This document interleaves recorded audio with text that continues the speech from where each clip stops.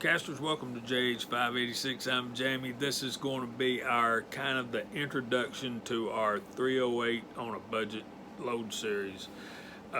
Starting up front, I'm going to be honest, I've never loaded 308 before, but the practices that we're going to use can be used in any caliber. So I'm excited about this, ready to get it kicked off. It's taken way too long to get started. What we want to do is we want to make as accurate and as lethal a round of ammunition as possible, and it's all based around deer hunting. So let's get started. We'll move over to the table and I'll do a quick run through of the stuff that we're going to be using. We're going to gear this more toward new reloaders. A lot of you guys out there that are veterans to the reloading game probably can do this better, quicker, and easier than I can. So let's learn together, all you new guys. 1 second. Okay, of course, first thing you're going to need is reloading manuals. I have the Hornady book. You guys, please read those first few chapters and familiarize yourself with the process, and that'll help you a ton. So I've got the Hornady book because we're going to be using Hornady bullets, and we have some Hornady bullets on order that should be here anytime. I also have the Lyman book so that we can cross-reference our load data. So first and foremost, get your reloading manuals, start at the beginning and read before you dig into the load data, unless you're really confident about what's going on in your processes. It'll help you.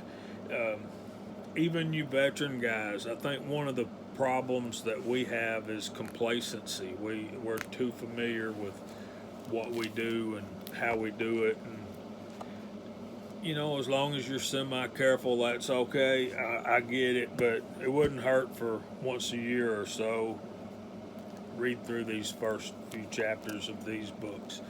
The next thing you're going to need, and I've just got an old 3-ring binder that I found at work or around the house somewhere. And just what I like about these books, you need to write down your data, keep all your notes about your processes, your load data, cartridge overall length, and most important, how they performed. So what I like about a 3-ring binder is you can get these clear page holders that you can put in here. You can actually cut your target out and put them in there with your load data and how you loaded it up, and you'll have a visible record of how that performed. So that's what we're going to be doing here. You got to have a die set, guys, and the RCBS 308 small base die set. So, but it's what he had, what he bought, so that's what we're going to use, and we may change our mind later down the road. So another thing I'm going to be using, this is my Lee Universal Expander, and using an NOE expander. We'll be removing this. We'll be using our Lee Universal decapper. So we got to take these apart and clean them. That'll probably be on the next video. Next thing you're going to need is brass. Now this is some brass that I just picked up at the range. I want to say once again thanks to Reloader 762. He sent me 100 pieces of this military match stuff, and we'll get into that too. This brass obviously has been cleaned, deprimed and cleaned, but you also see, if you can look there, if I can get it close enough and get it to focus, they seem to have the crimps. So we're going to be decrimping those, and I'll show you about that later too. And this is the rifle y'all seeing in the background. We'll get into that too. These 308 cases have been fired in this rifle, which is going to be very, very, very advantageous to us. because we're going to do some measuring, and I'll show you our measuring tools. And we're going to be measuring our chamber bullet comparator from Hornady. We got this. This is just a cheap Harbor Freight digital caliper, and I have the Hornady stuff already. I keep this set up just to do what I'm talking about. We're going to measure in our chamber in here. This tool right here makes it an awful lot easier. This is the Hornady overall length gauge, and to use this, we also have a modified case for 308 Winchester. We'll be going through how to use that. We also have the cartridge headspace gauge bushing, and I've already got one in there, and then the bullet comparator as well. Of course, we're going to need primers. We've got some CCI large rifle primers. We've got first two powders I'm going to use is TAC, Western Ramshot TAC, and Hodgdon's H335. And the reason is because the 308 case is so similar to the 35 Remington case.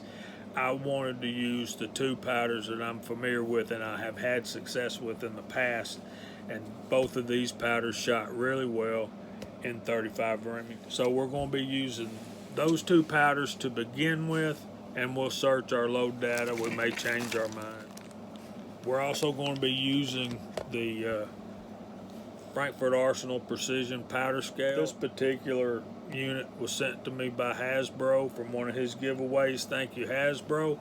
Appreciate you. I haven't used it yet. I've been saving it just for this load series. He also sent us some powder trays and funnels, and we're going to be using all that stuff. And these are the Hornady 180 grain boat tail soft points. Good looking bullet. And we'll use some of these, but I think the bullet that we're going to be using primarily, and they've not got here yet, is we're going to use the Hornady SST 165 grain in a very similar configuration to this. Anti-79Z28 sent some zinc bullets, so we may load up a test round or two of these while we're in the series. These are the Lyman 311, 332, 188 grain. They're sized to 309. 180 grain in lead, 113 grains in zinc. So that might be interesting. We'll get into prepping our brass next. Then we'll probably get into doing some work on the rifle. Guys, thanks for watching. Check us out on Friday nights on the Georgia Shooting Connection channel at 8 o'clock Friday nights for our Georgia lives. We hope the Lord blesses y'all real good, and if He's willing, we'll see you next time. Thank you so much. Thanks for watching.